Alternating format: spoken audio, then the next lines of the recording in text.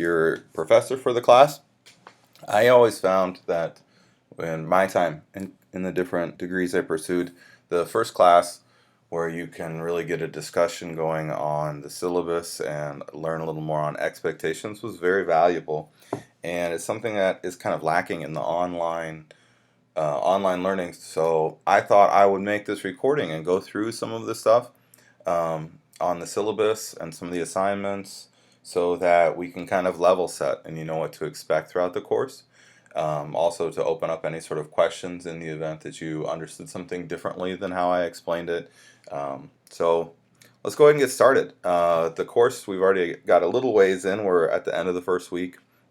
So I probably should have done this earlier, but I just thought of it today. So apologies for that. I thought we could start with the syllabus. So I'll go ahead and review through here, and then we'll look at each component a little bit by itself. The first couple parts are pretty simple. This operations management book is going to be used heavily in the course, as you can probably tell. It's also your best source when we're going through some of the assignments and discussion board posts. So when you're looking for a good source, it's just as often going to be this operations management book as it is Google. I know a lot of times people have the tendency to do that, and then you don't know what sort of the quality of your sources is sometimes questionable. So instead of having to try to vet that through, sometimes your first line of defense here should be this operations management text. Instructor availability, I'm here all the time. You can, that 24 hours part normally is just a couple hours, as hopefully you've seen. So I respond very quickly. To email, I check it several times a day. A handful of times throughout the semester I'll be unavailable for a day or two, but very rarely that I won't be logging in every day. Going through these grade distributions, the discussion board posts, we have one every week, point value of 50.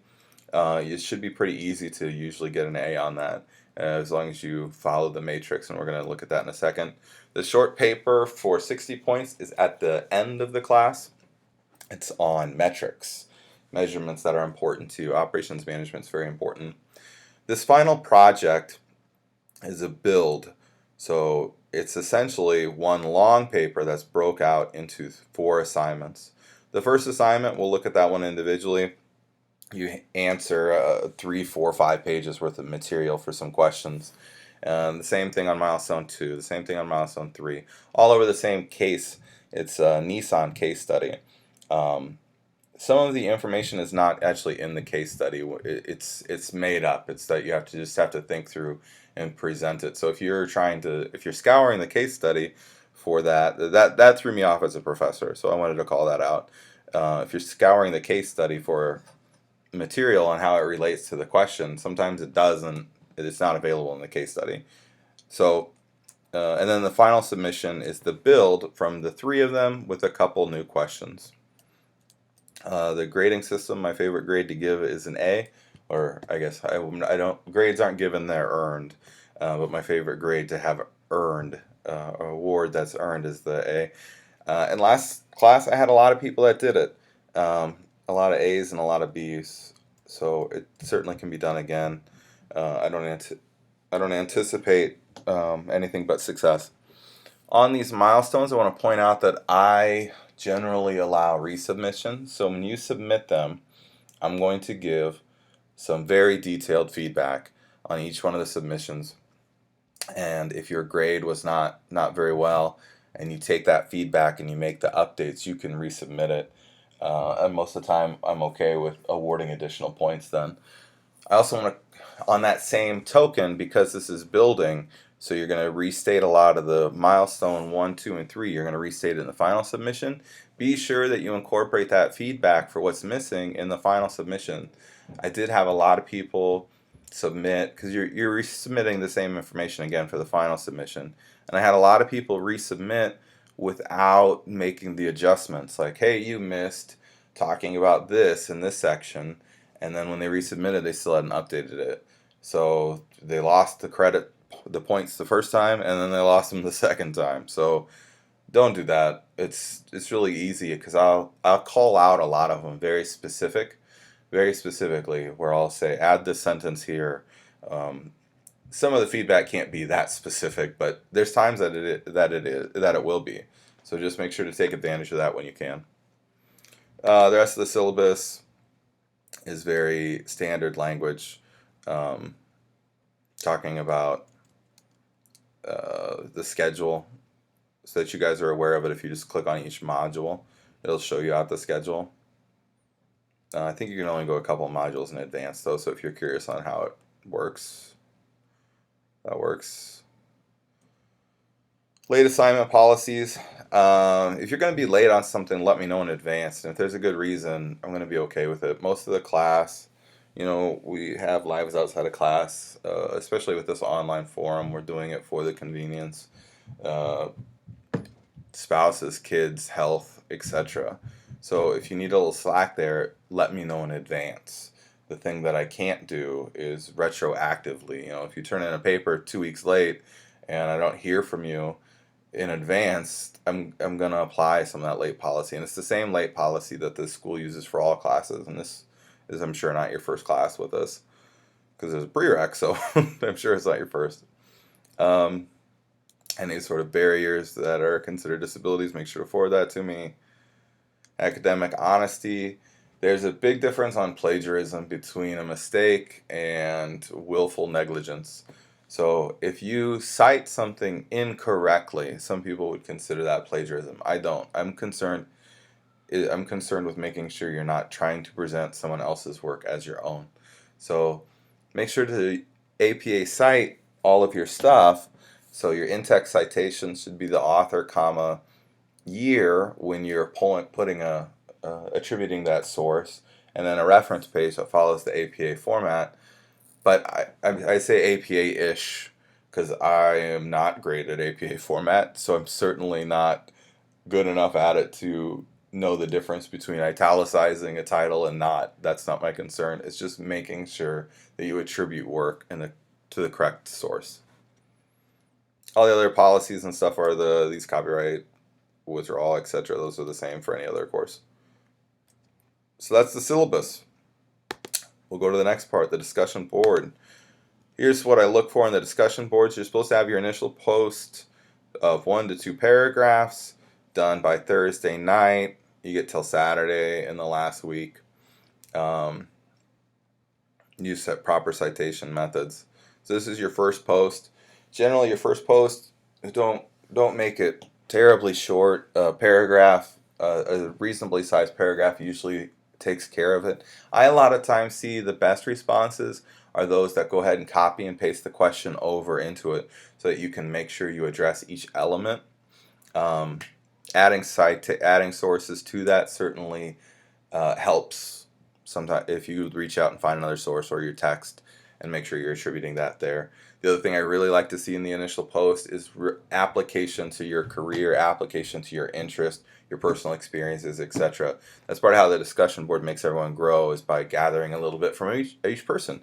And as you read in your introduction post and this first week's post, there is a wealth of knowledge coming to this class.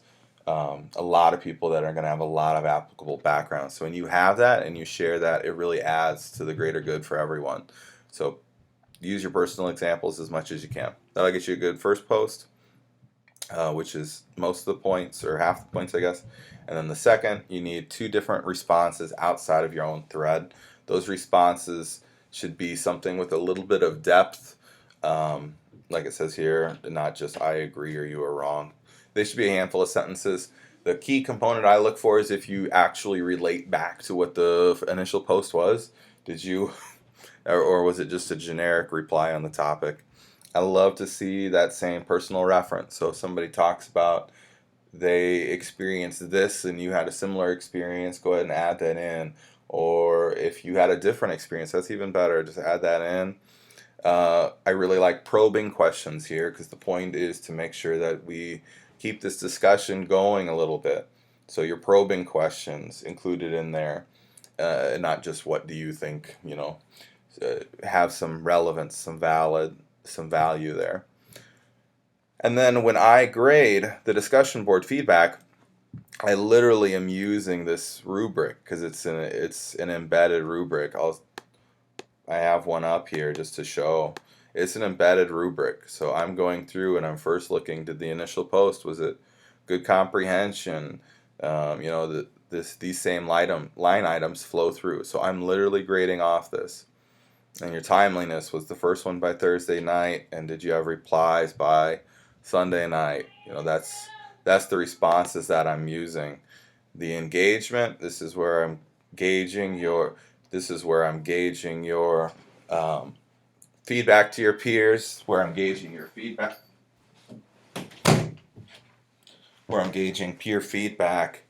Writing mechanics is not terribly, I'm not huge on it. Just don't look at what you're writing. The occasional mistake I'm not going to make an issue of, but if it's a lot of issues, then it'll be a couple points off here. Keep in mind that's only a small part of the rubric grade. So that's the rubric for the discussion board. How to be graded. Flow through that. So that's what we expect out of the discussion boards. The project 1 submission, we can go ahead and go through that. I find the best way to present these projects is these milestones is just like the template I threw out there. Copy paste over the questions right here. If you copy paste these over and build your answers under them, you stay really focused on the question because you see it right in front of you. And I get that it's not necessarily the format that you would submit something in the business world, but it really helps you stay focused, and it helps me as far as making sure I know when you broke to the next section.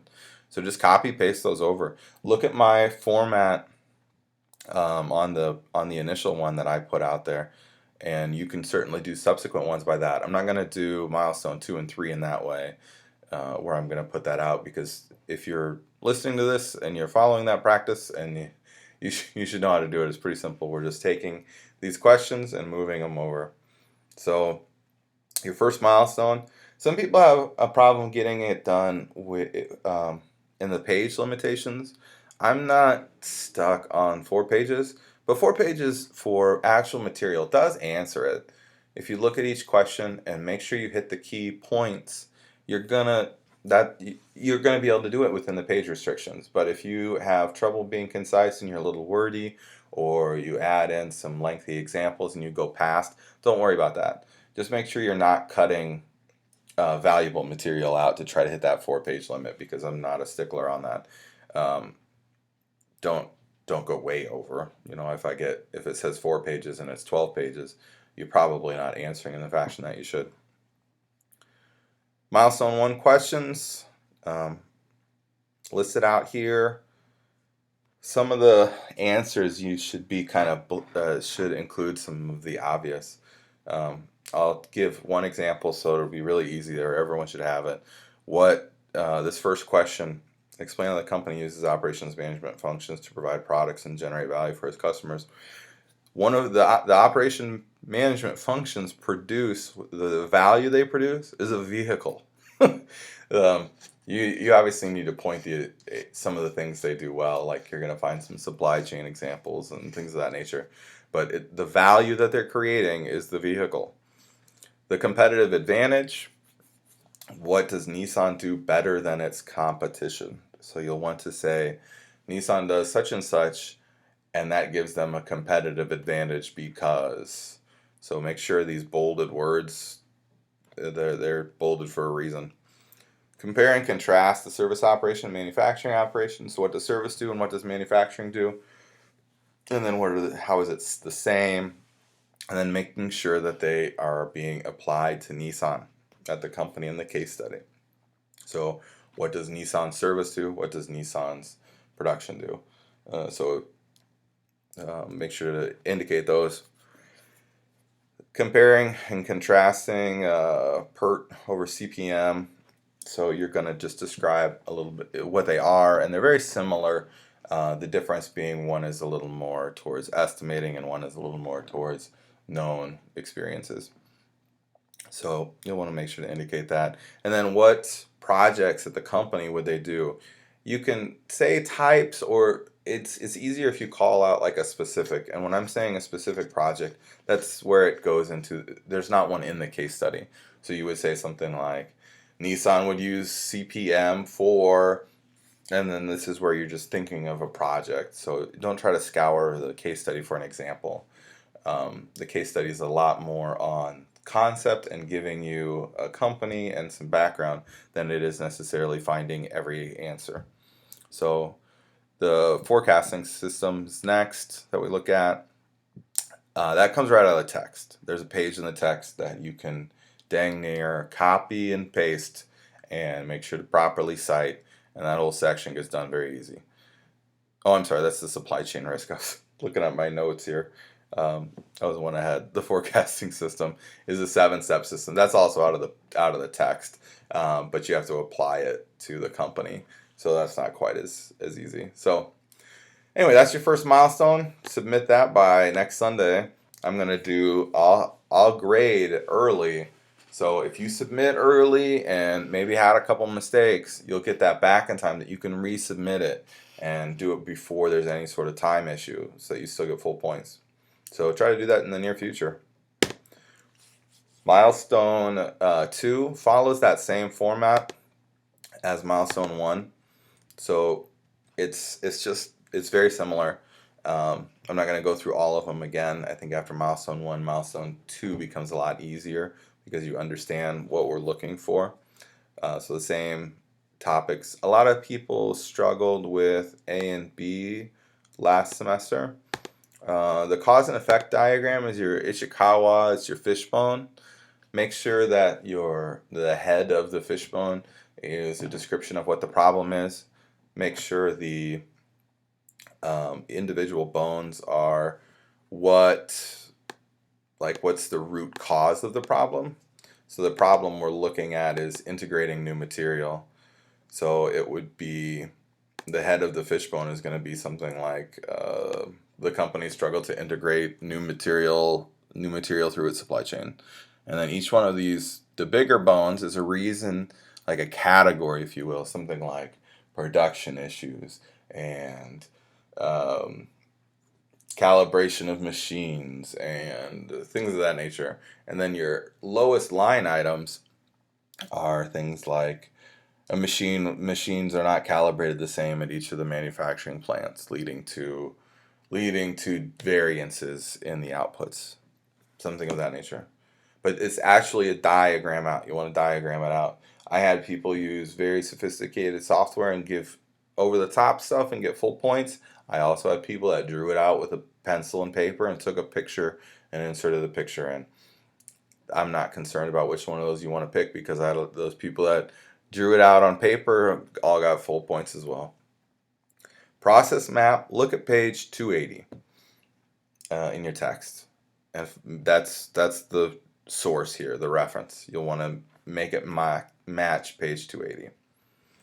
This is a simple weighted calculation. You're going to do it for Mexico, you're going to do it for Colombia, and you're going to have a total. And the one that's the total is the best. And then just a short description of the math. Milestone 3 follows the same format, so you're just answering those questions. This first one is going to be one of your longer answers because you have to describe the three theories: just in time, TPS, and lean. There's a couple of very key things that I'll look for with each one, and you'll see it in my feedback if you miss it, because I'm really just going to look if you mentioned a couple key things. The triple bottom line is kind of a neat accounting / social way of looking at how a company, how a company can track how they're doing. ISO 14000. If you haven't heard of ISO, it covers a lot of things, but what we're really going to be looking for in this ISO section is whether they follow standards of this organization that are environmental and supply quality. So you're going to look at whether they're following different practices as part of this ISO. I would suggest using an outside source to research what that is if you have some confusion. And then Nissan specifically has a lot of material out there as an outside source on what they do for ISO. So this is one where I do kind of deviate a little bit. This question here, if you pull up the old google.com, you'll be able to find all sorts of information specifically on Nissan and ISO standards. And corporate responsibility is what the company can do to boost their social impact, if you will, their footprint with carbon, how good are they at taking care of their employees, those types of things. A lot of people missed this part of the question and they just describe corporate responsibility.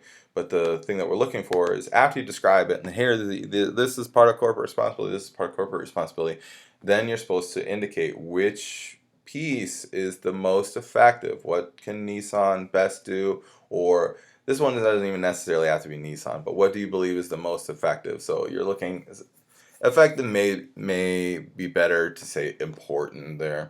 What is in your eyes the biggest part of this corporate responsibility and why? And then support your opinion. So it would be, I think the most important aspect of a company having corporate responsibility is treating their employees fairly, and here is why, and have some sort of background for it. Final project. These questions, hopefully they look familiar because they are all, with the exception of just a couple, they are all just a repetition of the last three. You get a few new ones like this inventory management process, the ABC classification. Your text has a great example on how to do that, but most of the questions are the same. So you're just going to copy paste from your prior milestones that question and your answer, and just order it as ordered in the project guideline here. The feedback from me should be incorporated so you can make sure to get full points on it the second time.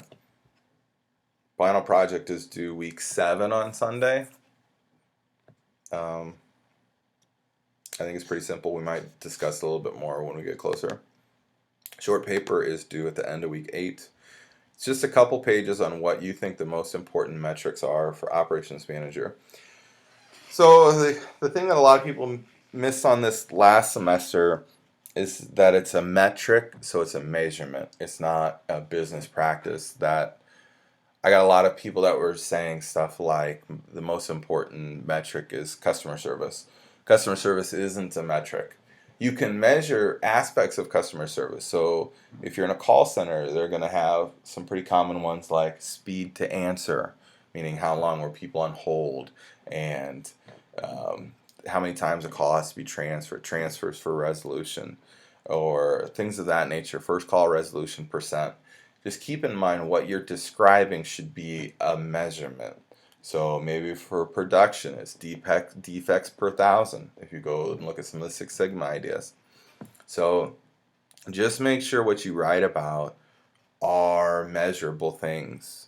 And then this paper is only a couple pages long, and you just need a couple outside sources. You can use your text as one of those sources. It's not terribly difficult, and I would suggest trying to do it early because, like with the other assignments, if you're completing it early, I can get the feedback to you in time that you can resubmit if you were way off, and you can resubmit before the due date so that you don't lose any points on time. So that's the short paper. Those rubrics that I went through constitute the full class. That's all there is to it. I hope this video was helpful. I think it should be. If not, no big deal. I apologize for taking up your time. I hope you find some value here. If you have any questions, you can always reach out to me via email. Is always the best. If you have questions that you think other people would benefit from learning or hearing, this discussion board general questions, we've already done a handful of them, but I respond to that very regularly. So I look for that very closely. So be sure to post something that you think others may be confused on here. And if you need to talk through an assignment, and most Sundays I spend working on the assignments that you're turning in. I'm spending grading real time. So if you're working on that on Sunday afternoon, you can email me, and a lot of times I'll be able to take a phone call right while you're working on it and tell you what you're looking for. So I just ask that you get a hold of me in advance so we can have just a minor scheduling. But then you're certainly free to call me, and my number is 402 630 6080. 402 630 6080. And I usually dedicate a couple hours a day throughout the course, throughout the week, and then on Sundays, just like a lot of students, is when I do most of the work. So I'm available at that time. Just please do try to email me in advance so I can expect it and have an answer ready for you so we can be concise and take care of what you're looking for. That's the course. I'm starting to get rambling, so I'll go ahead and close it out with that. I look forward to another great semester of QSO 300. Thank you very much for joining me, and I hope you get a lot out of this course. Thank you.